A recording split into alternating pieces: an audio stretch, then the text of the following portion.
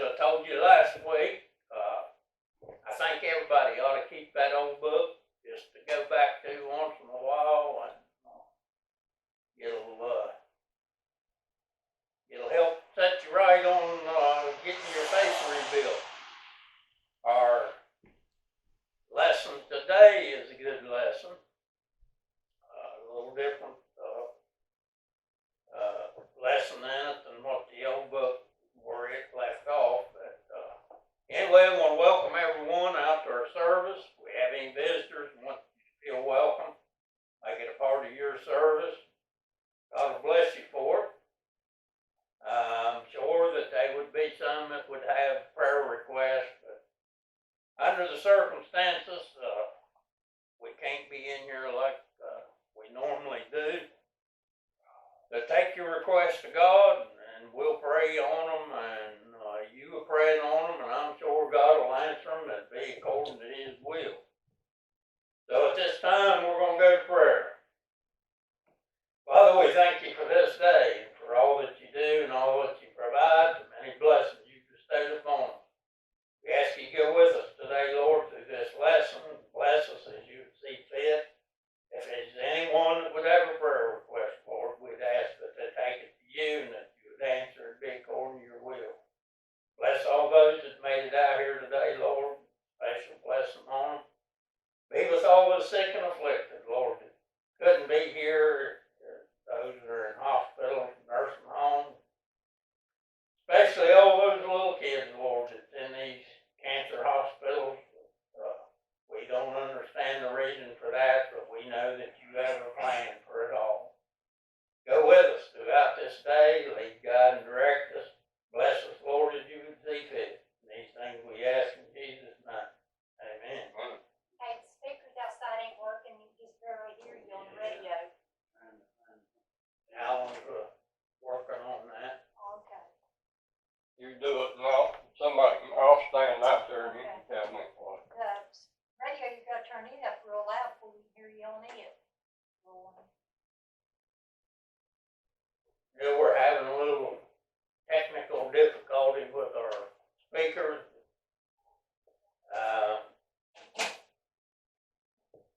Can everyone hear me enough that I can continue?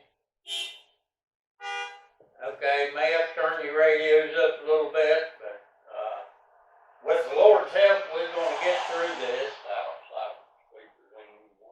Our lesson today comes out of Exodus 15, 11 to 21. I'm going to start out with our lesson context. Gives us a little background. I'm sure everyone pretty much read this at one time or another anyway. It's a well-told story. Long before the Exodus of 1447 BC, God had promised Canaan to Abraham, Isaac, and Jacob. The fulfillment of the promise seemed to be in jeopardy when Jacob and his family moved to Egypt because of a famine in Canaan. Still, God worked through Joseph, a son of Jacob, so that the family could have all it needed during the years of famine. Over the centuries, the Israelites witnessed significant leadership changes in Egypt, from native Egyptians to foreign intruders, and then back to the Egyptians again. These intruders are sometimes called Hyksos or shepherd kings, but the word more likely just means foreigners who ruled Egypt. This caused the Egyptians to develop an even greater dislike for shepherds, something that became very significant in the history of the emerging nation of Israel. Finally, there came a new king to whom Joseph's reputation meant nothing. The original favor of Jacob and his sons' experience changed into servitude and oppression. Measures were taken to subdue the people and slow their population growth. After the Israelites spent 430 years in Egypt, God was ready to act to fulfill the promises. It was during this time that Moses was born.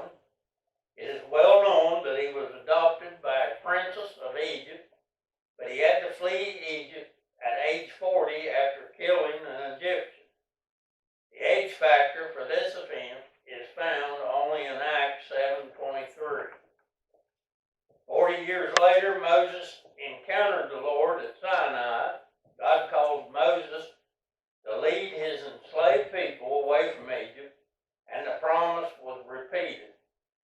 God worked through Moses and Aaron to bring about 9 plagues that devastated Egypt.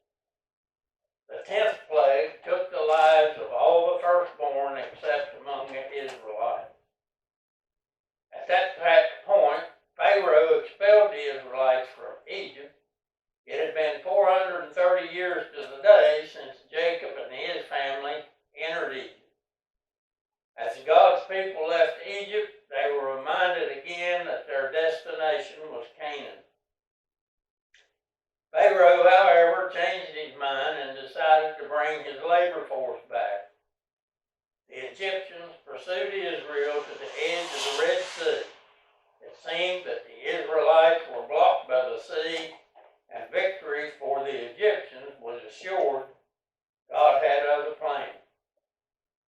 The Israelites crossed the Red Sea safely after the waters parted, but the Egyptians drowned when they tried to follow. The God of Israel was superior to any of the fictitious gods of Pharaoh. The crossing of the Red Sea was pivotal in the history of ancient Israel. The slaves were free beyond reach of Pharaoh. Moses and the people responded by bursting forth with joyous singing. The printed text for this lesson concerns their song. The first song in the history of this new nation is a song of rejoicing because of the victory that the Lord had obtained for his people. We note in passing there is a minor difficulty in finding an appropriate designation for this song. It is sometimes called a song of Moses and Miriam, or a song of Moses and Israel.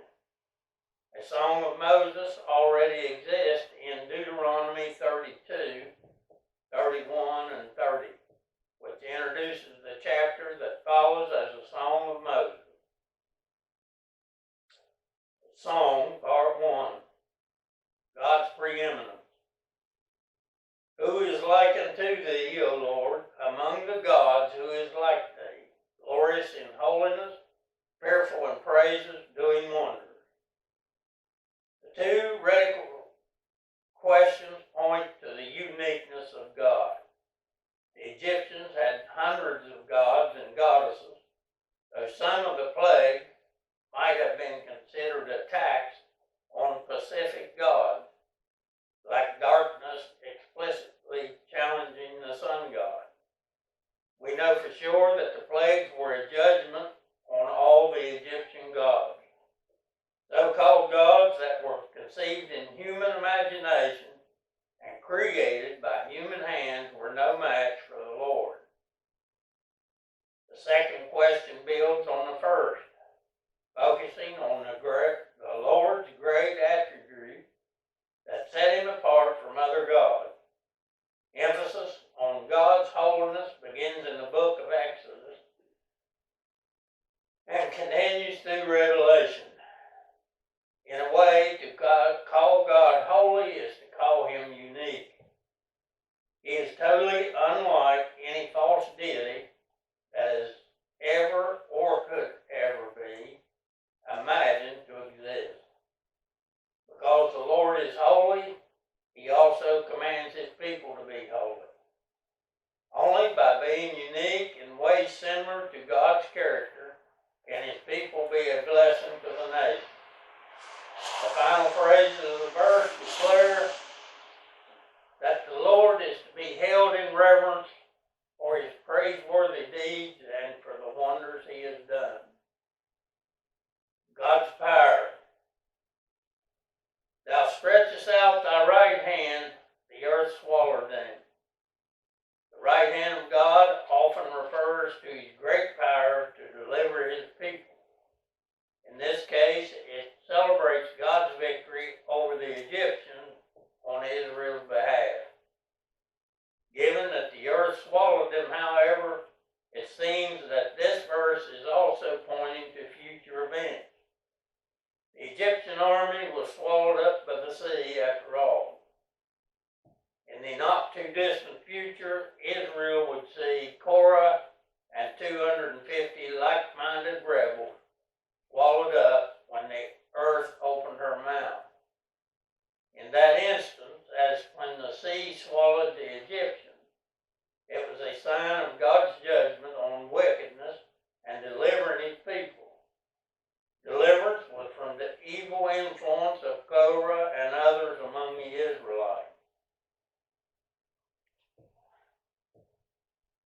Thou in thy mercy hast led forth the people which thou hast redeemed. Thou hast guided them in thy strength unto thy holy habitation. And before we go on with that, I want to tell you that God is still doing the same thing today. If you trust in him, you'll call on him. We don't always know what's ahead of us, but we can depend that God is going to lead us through it. That don't mean that we're not going to suffer at some point, possibly, because he tells us in the Bible that we would suffer for him. But he's going to lead us that way of escape. And I know that he'll lead us through whatever comes up against us. The verbs in this verse and the next are past tense in the Hebrew. Even though the thoughts in view are for the future, speaking about a future action as though it has already happened, makes the certainty of the coming event seem rock solid because it is already being spoken of as accomplished. Speaking about what God will do, those events really are assured of happening. God's faithfulness to his promises prompted him to redeem the people of Israel from Egypt. Although we think of redemption in almost purely spiritual terms, Israel's leading Egypt is one prime physical example of the concept. God spoke of it to Moses as delivering Israel from Egypt. Our spiritual redemption mirrors this. We are God's people, led out of sin and into a new life. God was taking the people to the promised land. Canaan was the place God chose as his holy habitation. The tabernacle would travel through the wilderness with the people as a symbol of God's presence. When they were settled in the land, God would allow Solomon to build a temple in Jerusalem as a permanent reminder that God chose to dwell with his people. As those people were being led to the promised land, this back when this was wrote, and in today's time, God's still leading us to a promised land that we know is heaven. And every bit of this just all ties in. Everything that's happening right now has already happened years ago. And our promised land is not going to be a place here on this earth. It's going to be when God calls us home. But as it happened then, you had people that rebelled and worshiping different gods. You've got people today that has strayed away from God. They've got their different idols that they worship now. And I think God's trying to get our attention on that. As you read through the Bible, and when you see these countries and these nations turn their back on God, he just lets that go on for so long, and then he's going to get your attention to turn you around. And sometimes it just ain't very pleasant, but he will get your attention. The nations fear. The people shall hear and be afraid. The emphasis changes from how God protects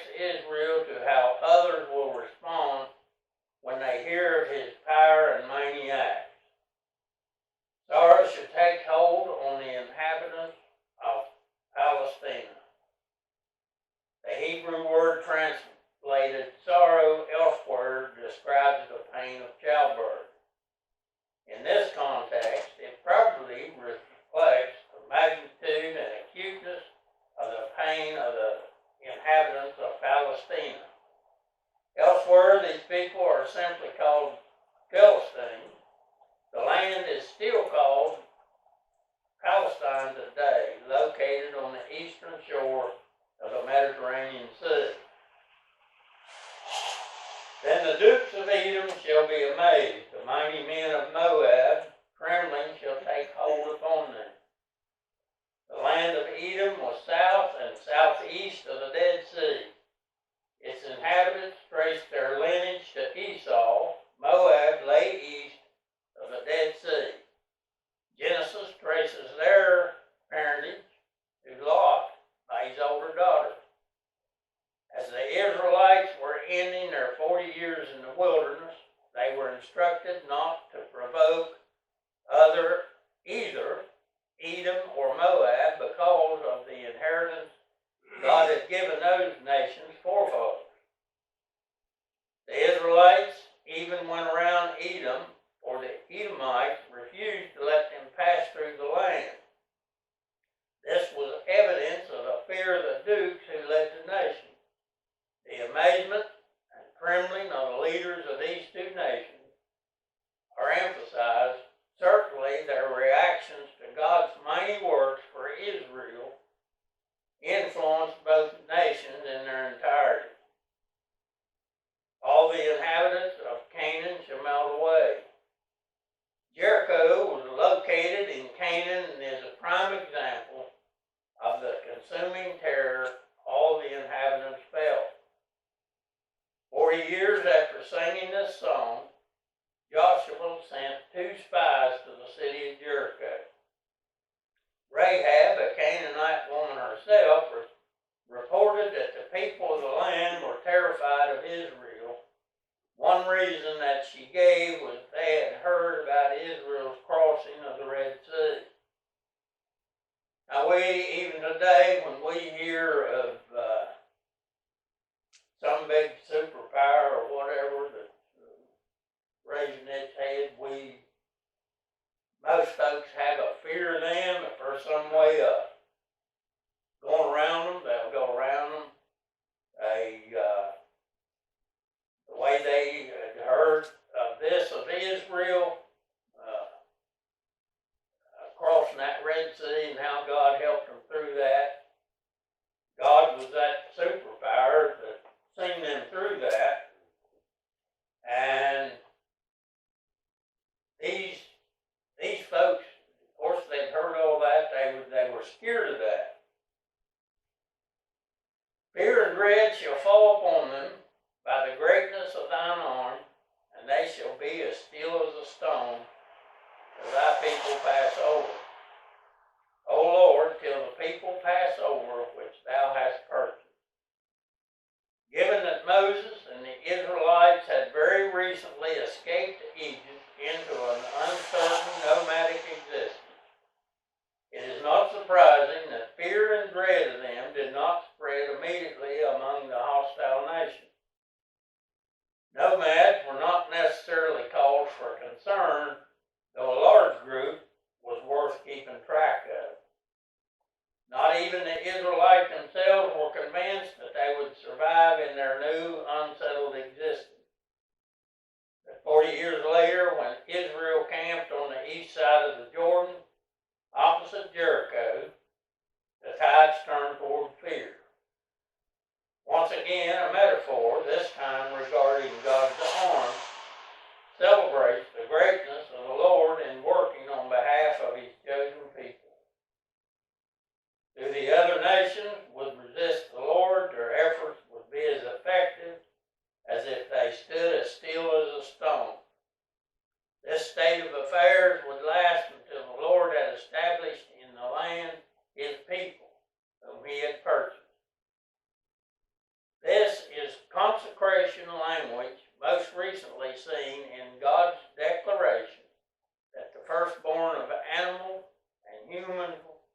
were his. Promises for Israel. Thou shalt bring them in and plant them in the mountains of thine inheritance, in the place, O Lord, which thou hast made for thee to dwell in the sanctuary, O Lord, which thy hands have established. Once again, Moses spoke of God settling the people in their promised land, this time referring specifically to the mountain Zion.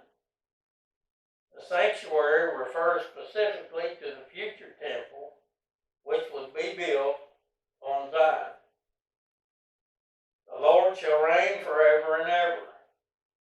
In the book of Numbers, some people challenge the Lord's reign by challenging his chosen leader, Moses. As a result, some were swallowed by the earth.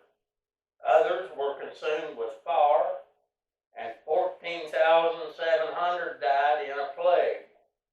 In another incident, many died after being bitten by serpents. And that's kind of what I mentioned to you earlier. When you start as a people or as a nation, and you start turning your back on God, he's going to get your attention one way or another. You might as well understand God is in control of this whole earth. And there's nothing we can do about that. We need to keep our eyes on God. Let him be our way of escape. And like I said earlier, and I don't know the half of the things that's going on in this country, but just what part of it I can see that people's turned their backs on God. He's going to get our attention. And just, this is my own opinion. I think it's going to be sooner than it is later. And I think it's going to be pretty severe. For the horse of Pharaoh went in with his chariots and with his horsemen into the sea, and the Lord brought again the waters of the sea upon them, but the children of Israel went on dry land in the midst of the sea. Now, we don't see things quite as dramatic as that are happening right now, but if you look around, you can never fail to see that God's still in control, and we can see his acts happening around us every day if you look for it. Chariots had been introduced into Egypt as instruments of war by the Hyksos, who ruled Egypt for a time. Previously, chariots were used for ceremonial purposes. The Egyptians quickly discovered their military usefulness and added many chariots to their army. The Egyptians lost 600 chariots as a result. In a battle several years before, the Egyptians had captured hundreds of chariots from Canaanite forces at the Battle of Megiddo. Neither the destroyed chariots nor their drivers were easy to replace. We may also note the 900 armed chariots mentioned in Judges 4 and 3, which formed the power by which the Canaanites oppressed the Israelites roughly 2 centuries later. A song is also written about their defeat in Judges 5. The verse before us summarizes the song of Exodus 15. It describes the contrast in the outcome for the two groups. Both the Egyptians and the children of Israel experienced the depths of the sea.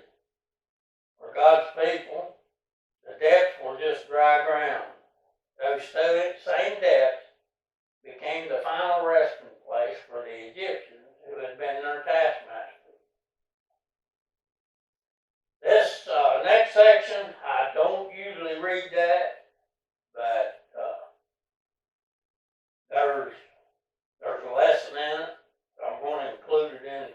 lesson. It's unintended consequences. Witty observers of the human condition sometimes declare laws to describe common human experiences. For instance, Murphy's Law states, if anything can go wrong, it will go wrong. There are two laws of mechanical repair. The first, or the repairman says, after your hands become coated with grease, your nose will begin to itch. The second, for car owners, when the repairman tries to find the malfunction, the car will run perfectly.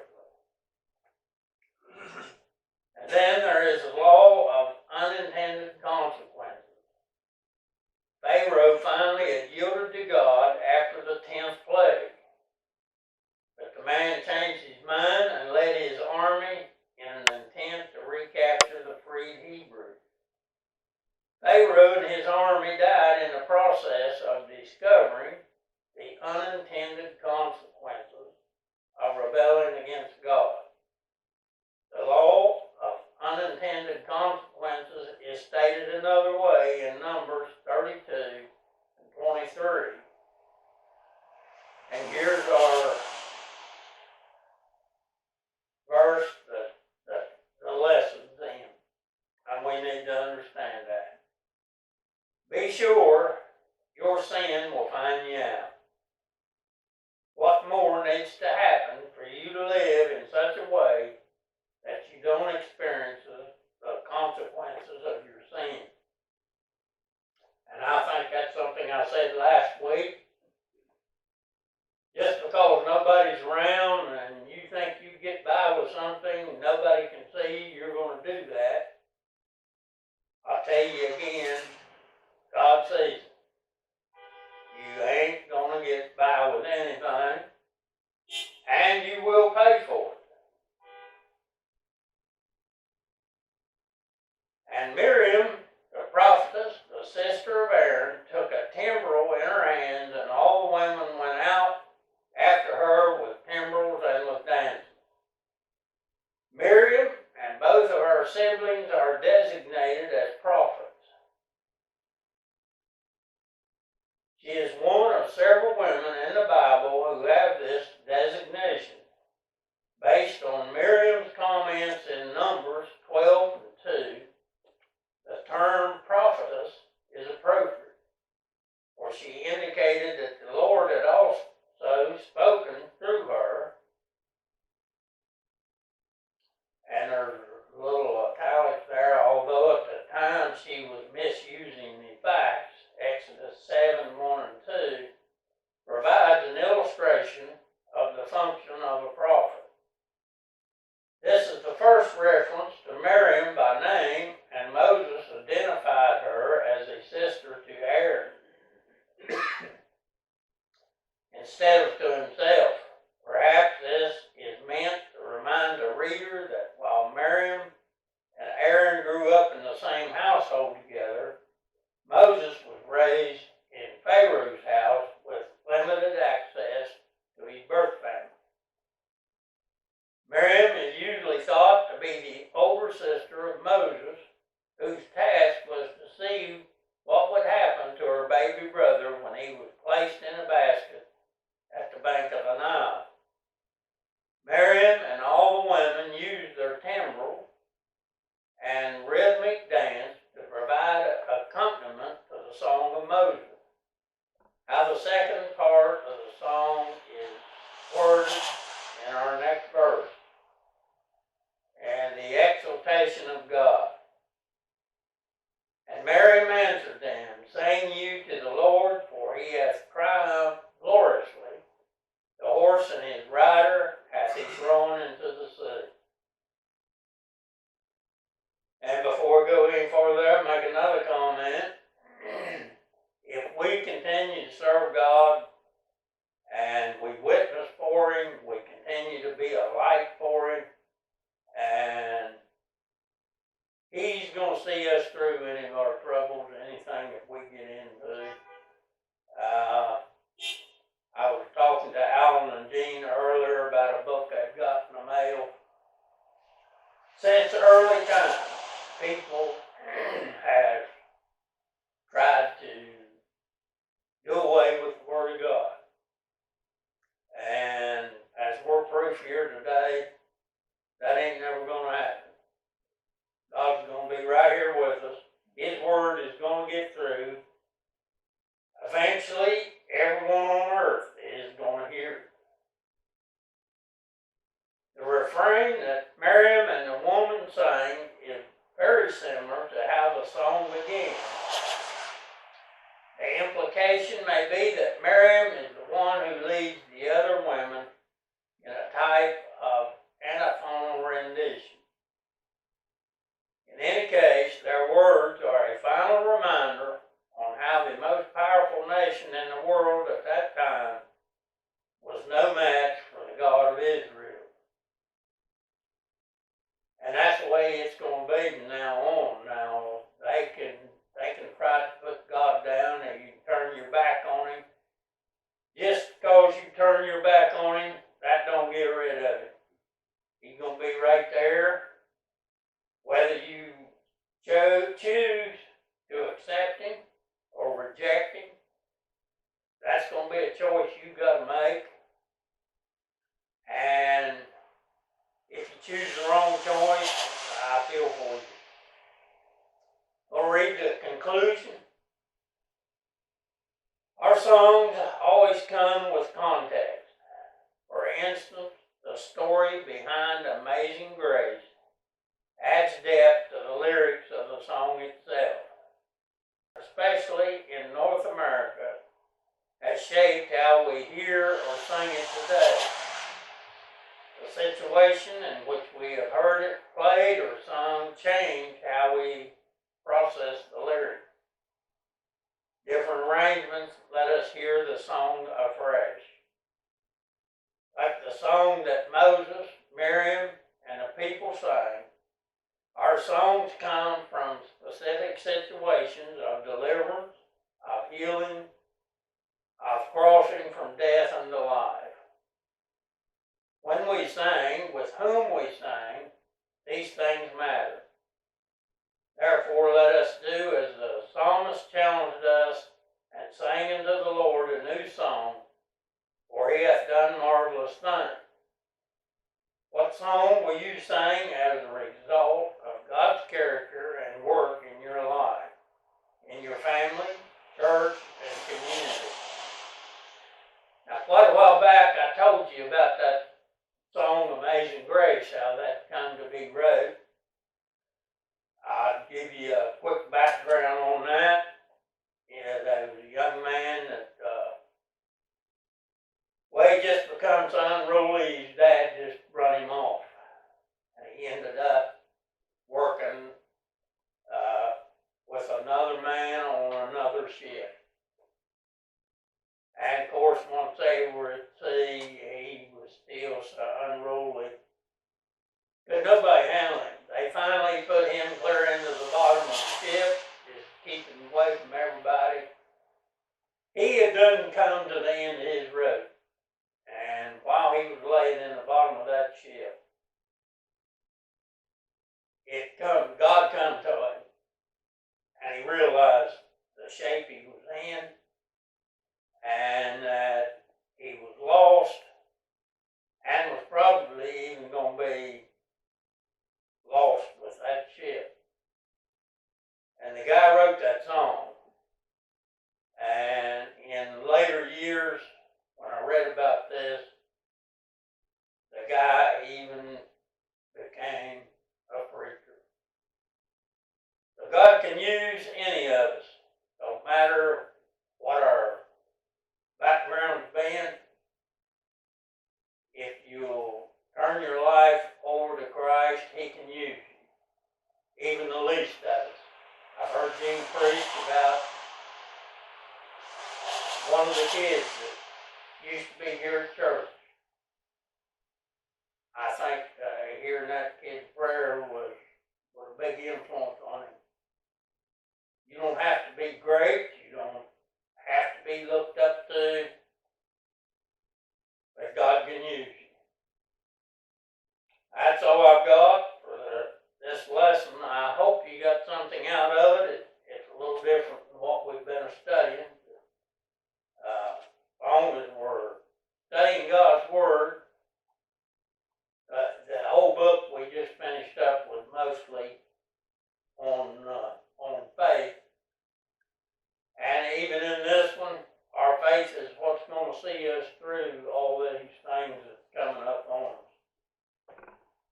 thank you for your time.